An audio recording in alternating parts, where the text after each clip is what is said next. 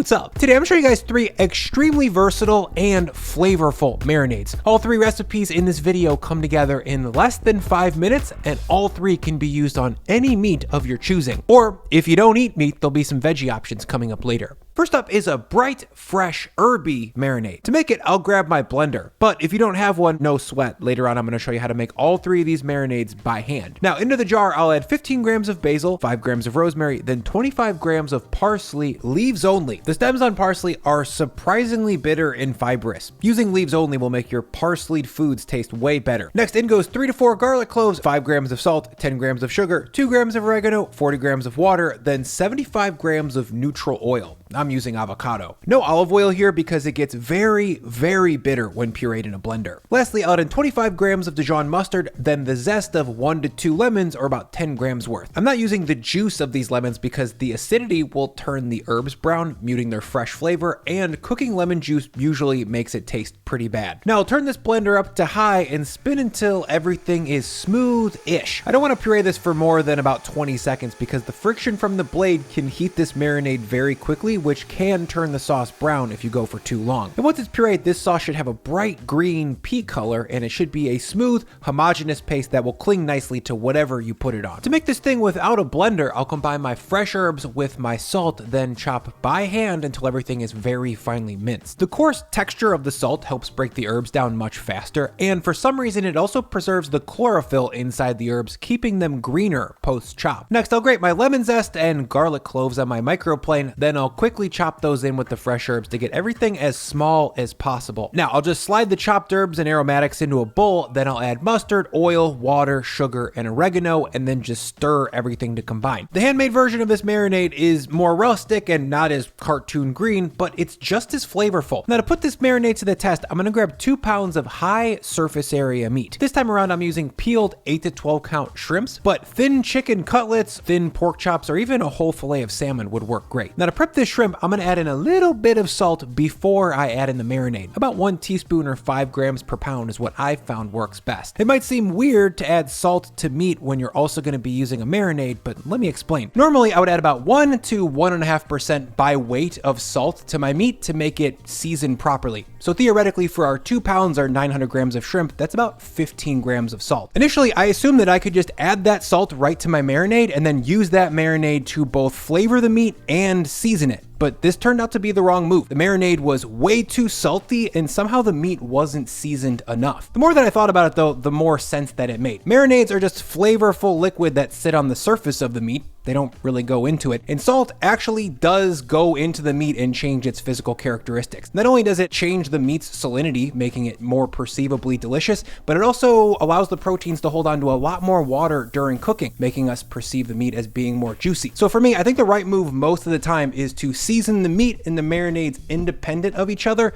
then combine them. This ensures that both things taste good on their own and that when we combine them, nothing gets too salty. Now, once these shrimps are salted up, I'm gonna set a 10-minute timer to let the salt do its thing. 10 minutes later, I'll add in 3 to 4 spoonfuls or about half of my marinade into the bowl. I'll save the other half to use as sauce once the meat is cooked, or I'll freeze it for future marination sessions. And once everything's tossed together, these shrimps should be well coated but not soaked in marinade. From here, I'm gonna move this bowl over to the fridge to let the shrimp marinate for 20 to 30 minutes. Now to cook these things, I'm gonna grab about 8 wooden skewers that I've soaked for 10 to 15 minutes and then slide on my shrimp 4 at a time, poking the stick through the tail part, then the thicker top to make them nice and secure. And once I've got 8 4 shrimp skewers, I'm gonna head outside to my very hot grill. Then I'll hit the grates with some pan spray or an olive oiled paper towel to prevent sticking. Then I'll drop on my skewers. By the way, if you don't have a grill, you certainly could cook these shrimp indoors. My favorite way to do that would be to preheat a nonstick pan over medium heat. Then I'll drop in 8 to 12 shrimp and cook them for about 2 to 3 minutes per side. A quick caveat here is that you wanna keep the shrimp moving because there's a little bit of sugar in the marinade, and if they stay in one place for too long, the marinade can burn. Back at the grill, after 3 minutes of grill time, when I flip these over, you can see that we've got a high level of grillage going on. Now I'm gonna flip the rest of these skewers over, then cook gently on the backside for 2 minutes. Keep a close eye though, because shrimp can overcook quickly, so pull them off when they're medium or about an internal temperature of 130 F. And after about 5 minutes of cook time, when I bring these Barbie shrimps inside,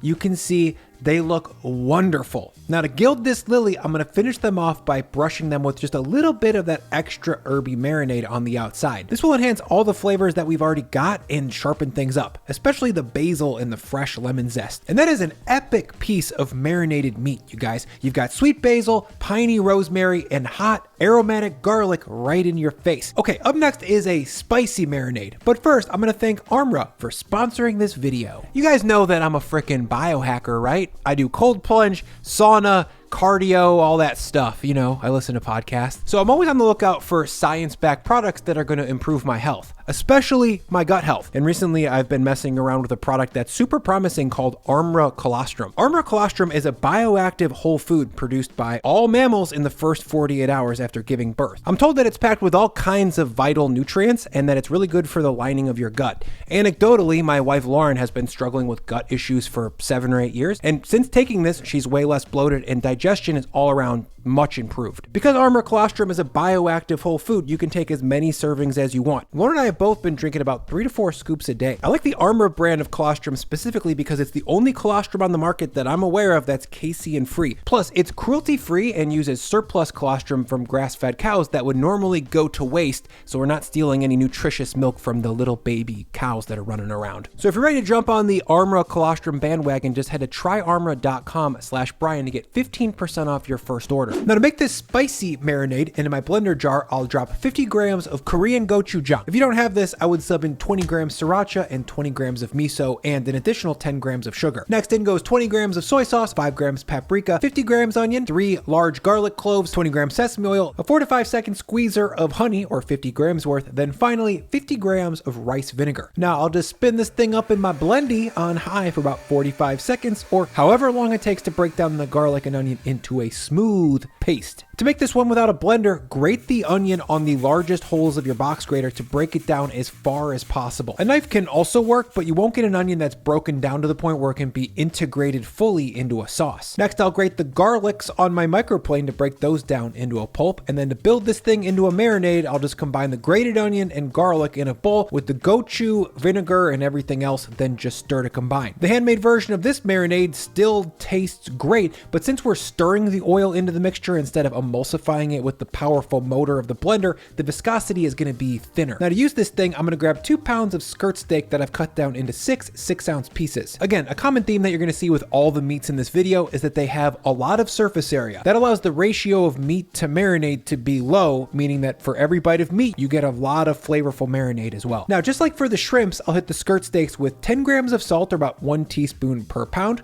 Then I'll hit the back sides real quick. Then I'll set a 10-minute timer. 10 minutes later, I'll drop these steaks into a bowl along with 4 tablespoons or about half of my marinade. Now I'll just jump into the bowl and toss until these skirts are all slathered up in my spicy marinade. Then I'll move them over to the fridge to marinate for 20 to 30 minutes while I get my grill back up to a rip. And once these steaks are marinated, I'm gonna drop them onto a very hot, well-oiled grill and cook them on the first side for about 4 minutes. Since these steaks are really thin, we need to cook them hard and hot. And after 4 minutes, I'll come back and flip one of these over and ooh, yeah, that looks grilled as hell. Now I'm gonna flip over the rest of these steaks and cook them on the backside for about 3 more minutes. I like my skirt steak to be medium-ish because well done skirt is possibly the chewiest meat known to man. So I like to pull these off with some pink in the middle or around 130F. Once these steaks are off the grill, I'm gonna sauce them up just like I did for the shrimp to bring some additional intensity of flavor. Then I'll rest the meat for about 10 minutes before I slice into it. When it comes to cutting skirt steak, you really need to be aware of the grain. In this piece of meat, the fibers run straight left to right, so I'm going to be cutting perpendicular to those. You guys, this steak is part Korean barbecue and part American grill out.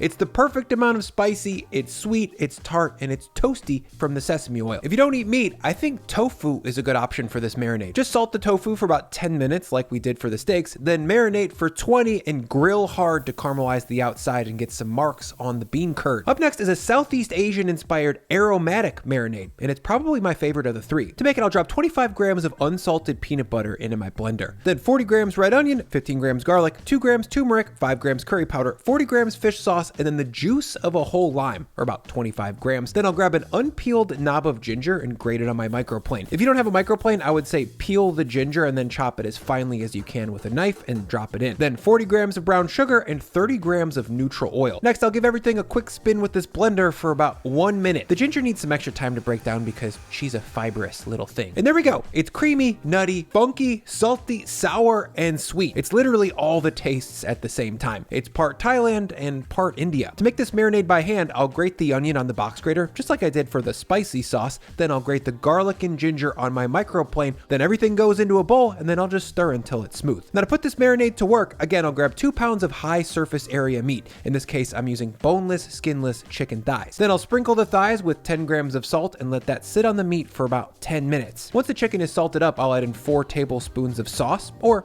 3 if you like it mild, 5 if you want it peanut buttery as hell. Then I'll toss the aromatic marinade with the chicken until everything is well coated. Then I'll move it over to the fridge to marinate for about 20 to 30 minutes. Out at the grill, I'll drop my marinated chicken thighs down onto some very hot oiled grates and then cook on the first side for 5 to 6 minutes. By the way, my favorite non-chicken meat for this marinade is shrimp. Follow the same cooking process from earlier in this video, just sub the green goop for bright yellow. And after 5 minutes on the first side, when I pop open this grill, you can see that I've got some chicken that's looking really beautifully grilled. Now I'm gonna flip over the rest of these things and then cook them for about 5 to 6 more minutes on the back side. Back inside, once these thighs are grilled and rested, I'm gonna brush on some fresh aromatic marinade to bring back that fresh gingery edge. And that is an epic piece of grilled chicken, you guys. You got a balanced combination of peanut, curry, fish sauce, and then 3 extremely fresh aromatics. It's just an insane level of flavor, and this is one of those dishes that I think your guests are gonna be begging you to make them again sometime soon. By the way, if you don't have a grill, these thighs work totally fine in the oven under the broiler. Just rip your broiler up to high and cook the thighs on both sides for about 5 to 6 minutes, just like we did for the grill. If you guys like this video and you want another 3-parter where I show you well-tested recipes for food that you can make for your buddies or family right now,